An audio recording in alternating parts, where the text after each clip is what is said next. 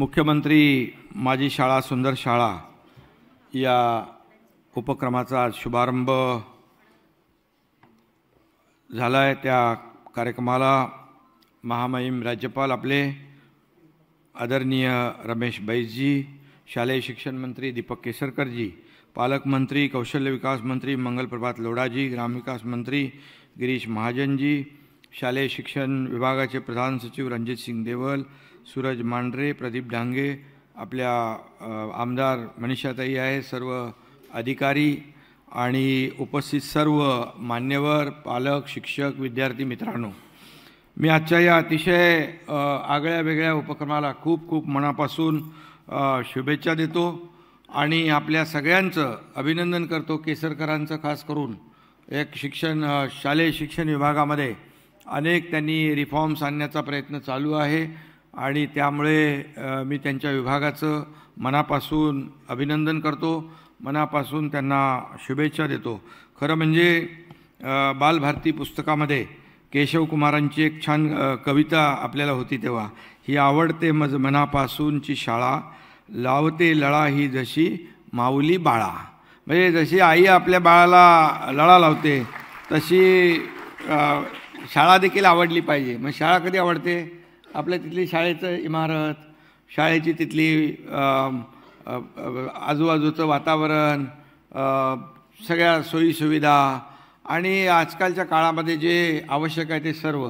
मला आठवतं आपल्या त्या काळच्या शाळांमध्ये आम्ही राज्यपाल महोदय जी पहले हमारे स्कूल में जाने के टाइम पहले अभी के जैसे ये बिल्डिंग नहीं थी ना, पहले ऐसे छोटे स्ट्रक्चर थे चाल के रूप में, फिर उसको कभी दरवाज़ा भी नहीं रहता था, फिर अंदर जाके पहले सफाई करना, फिर साफ़ सफाई करके फिर वहाँ स्कूल के हमारे शिक्षक गुरुजी यायचे, मग ते शाळा सुरू व्हायची। आता तशी परिस्थिती नाही राहिली, आता सगळं ॲडव्हान्स झालं आहे, चांगलं आहे, शासनाने खूप प्राधान्य दिलेलं आहे आणि हे विद्यार्थीच आपलं पुढचं सगळं देशाचं भवितव्य आहे, भविष्य आहे आणि म्हणून आपण खूप या ठिकाणी काम करतो आहे। म्हणून मी मगाशी म्हणालो, आईसारखी लळा लावणारी, शिक्षणाची ओढ निर्माण करणारी, संस्कार करणारी शाळा राज्याच्या आपल्या कानाकोपऱ्यामध्ये उभ्या राहिल्या पाहिजे, हा आपल्या सरकारचा ध्यास आहे। आणि म्हणून मी नेहमी केसरकरांना सांगतो की आपण शाळा आपल्या ज्या आहेत अतिशय चांगल्या मॉडेल स्कूल असल्या पाहिजे,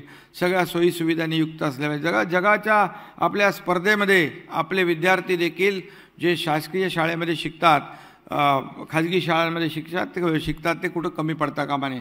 मी आपल्या साताऱ्याचं आता कलेक्टरचं नाव काय? डुडी म्हणून आहे, तर तो सांगलीला होता पहिला आणि त्याने 400 शाळा ज्या आहेत मॉडेल स्कूल बनवले, 400, आणि PSC पण जवळपास 200-300 ज्या PSC आहेत त्याचं अपग्रेडेशन केलं। मला त्यांनी दाखवलं प्रेझेंटेशन, आता तो साताऱ्यात आला आहे, त्याला सांगितलं साताऱ्याचं पण कर। तर एक सर्व जे आपले जिल्हाधिकारी आहेत आपले केसरकर साहेब, त्यांना सांगितलं, त्यांनी वेगवेगळ्या ह्याच्यातून म्हणजे DPTCतून पैसे घेतलेत, मनरेगातून पैसे घेतलेत, जलजीवन मिशनमधून पैसे घेतलेत, थोडे पैसे लागतात, जास्त लागत नाही आणि त्यामुळे आपण आमूलाग्र असा आपल्या त्या संस्थांमध्ये बदल घडवू शकतो। मध्ये मला रिलायन्स फाउंडेशनचे अंबानी साहेब भेटले होते, मुकेश अंबानी, त्यांना मी हे सांगितलं, ते बोलले तुम्ही मला सांगा किती शाळा घ्यायच्या आहेत, त्या शाळा आपण जे काही तिथलं अपग्रेडेशन करायचं आहे ते आपण करू। तर तोही आपण एक म्हणजे जे असे रिलायन्ससारखे अनेक जे उद्योजक आहेत हे आपल्या महाराष्ट्रामध्ये उद्योग व्यापार करतात, त्यांना देखील आपण त्याच्यामध्ये इन्व्हॉल्व करू आणि काय, आणि हे सगळं पुण्याचं काम आहे, कोणी नाही म्हणणार नाही, फक्त आपला प्रयत्न असला पाहिजे। आणि म्हणून एक दोन्ही विषय जे आपले आहेत शिक्षण आणि आरोग्य याला आपल्या सरकारने प्राधान्य दिलेलं आहे। आणि म्हणून मी पुन्हा एकदा सांगतो की मगाशी आपण मला म्हणालात की बाजूला ती परसबाग असली पाहिजे, शेतीचं शिक्षण आपण मुलांना सुरुवातीपासून दिलं पाहिजे, तर खरं म्हणजे फळाफुलांचा मळा पाहिजे आणि आनंदाचा सोहळा पाहिजे। गावामध्ये एक वेळेस मंदिर, मस्जिद, चर्च नसला तरी चालेल, पण आदर्श शाळा पाहिजे, असं आपलं एक सगळ्यांचं धोरण असलं पाहिजे। आणि म्हणून अशाच आदर्श शाळा निर्माण करण्यासाठी आपली शिक्षण व्यवस्था अधिक सक्षम करण्यासाठी शालेय शिक्षण विभागाने तयार केलेल्या अभिनव योजनांचं आज या ठिकाणी लोकार्पण होतं आहे. गव्हर्नर साहेबांनी आपला वेळ दिलेला आहे आणि खरं म्हणजे खूप मी त्यांना मगाशी सांगत होतो, मला आता जायचं आहे बीडला, नांदेडहून बीडला जाणार आहे. शासन आपल्या दारी हा अतिशय लोकाभिमुख झालेला कार्यक्रम. 1,80,00,000 लोगों ने उसका बेनिफिट लिया. 1,80,00,000. शासन डायरेक्ट लोगों के इधर जाते हैं क्योंकि कारण योजना आहेत, निर्णय आहेत, लाभ आहे, परंतु तो घेण्यासाठी कटकटी खूप करावे लागतात, खेटे मारावे लागतात, चक्रा मारावे लागतात आणि मग तो लाभार्थी तो लाभ घ्यायचं नाद सोडून देतो. पण आता आम्ही थेट ठरवलं आहे एकाच छताखाली जाऊन त्यांना लाभ देणं आणि 1,80,00,000 लोकांना लाभ मिळाला. आणि मला आपल्याला सांगायला आनंद वाटतो, एक फीडबॅक देखील एक येतो आहे की या आपल्या शासन आपल्या दारी या कार्यक्रमामुळे आपले कलेक्टर, BDO, CO, तिथले तलाठी, तहसीलदार, पोलीस सगळे कामाला लागलेले आहेत. एकमेकांमध्ये ओढ निर्माण झाली. माझ्या किती नोंदी होतात लाभार्थ्यांच्या आणि त्यामुळे खूप मोठ्या प्रमाणावर त्याचा परिणाम चांगला दिसून येतो आहे. शासन आपल्या दारी या कार्यक्रमामुळे अँटी करप्शनच्या केसेस पण कमी झालेल्या आहेत. एक म्हणजे चांगली बाब आहे. तर म्हणजे आपला दुहेरी फायदा झाला आहे. आणि म्हणून आज मी एवढंच सांगेन, उद्या बाबासाहेबांचं महापरिनिर्वाण दिन आहे. त्याच्या आदल्या दिवशी आपण हा कार्यक्रम घेतो आहे. बाबासाहेबांनी देखील आज शिका, संघटित व्हा, संघर्ष करा, शिक्षणालाच प्राधान्य दिलेलं आहे.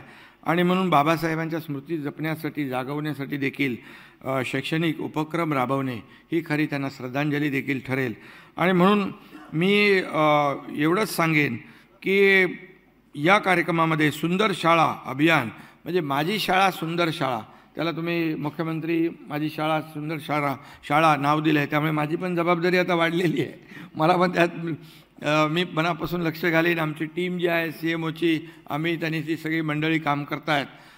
तर नक्की याच्यामधून आपल्याला खूप फायदा होईल.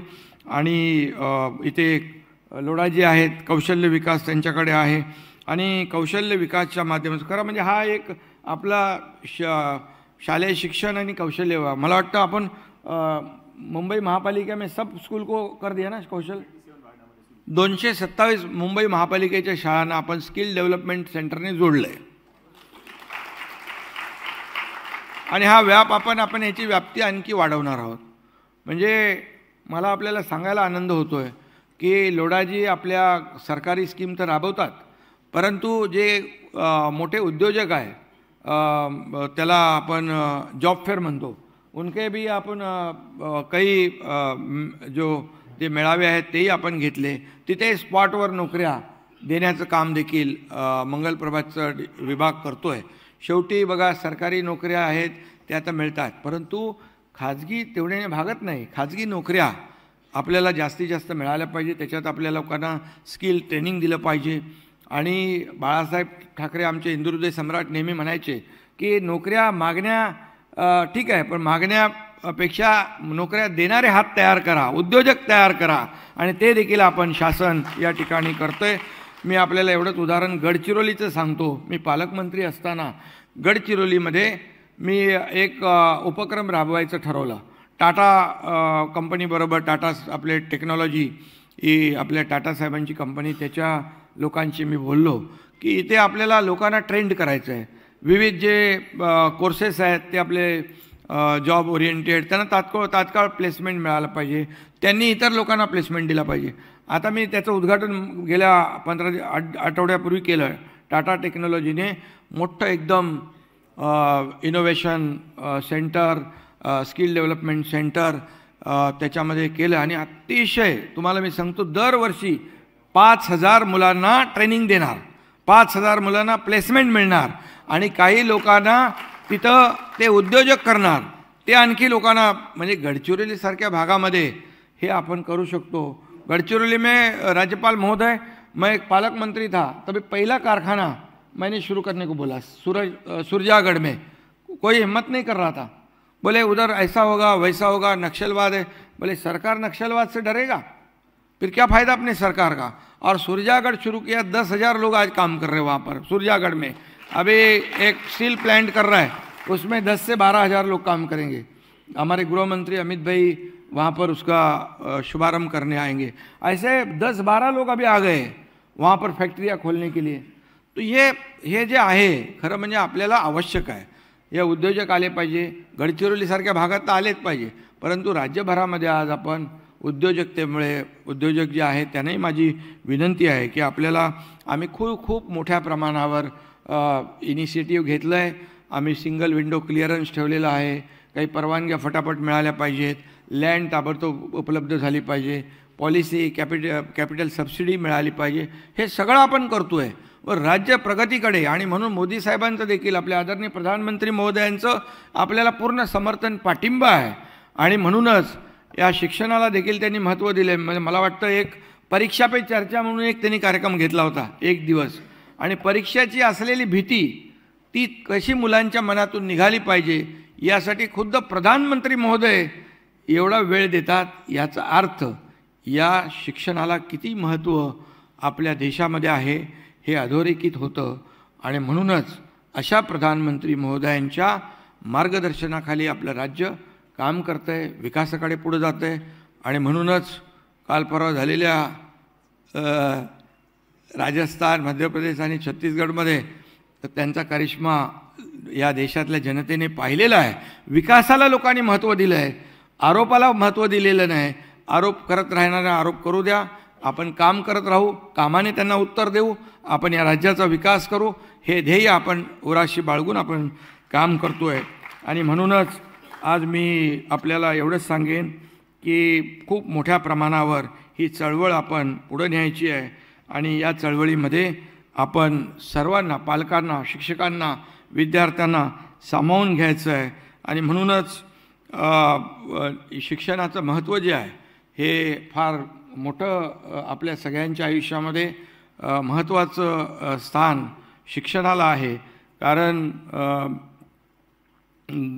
आपल्याला पूर्वीचं शिक्षण, आताचं शिक्षण, बदलणारी पद्धत, या ठिकाणी जगातल्या स्पर्धेबरोबर आपण टिकलं पाहिजे, आपली मुलं पुढे गेली पाहिजेत, ह्या सगळ्या गोष्टी ज्या आहेत या आपण केल्या पाहिजे। आणि म्हणून शिक्षण विभागातले मंत्री आपले केसरकर ते चांगलं काम करत आहेत, अतिशय उत्तम काम त्यांनी अनेक, म्हणजे आपण काही लोकांना तर डायरेक्ट ते परवानग्या वगैरे बोलवून दिले ना, काय ते तुमचा कार्यक्रम आपण केला तो तिकडे हॉलमध्ये, शाळा मान्यतामध्ये फार काय व्हायचं, पण यांनी ते सगळं ट्रान्सपरंट करून टाकलं। आणि तसं ते चांगलं काम करतात। त्यांनी सुरुवात आपलं सरकार स्थापन व्हायच्या अगोदरपासूनच चांगलं काम केलेलं आहे।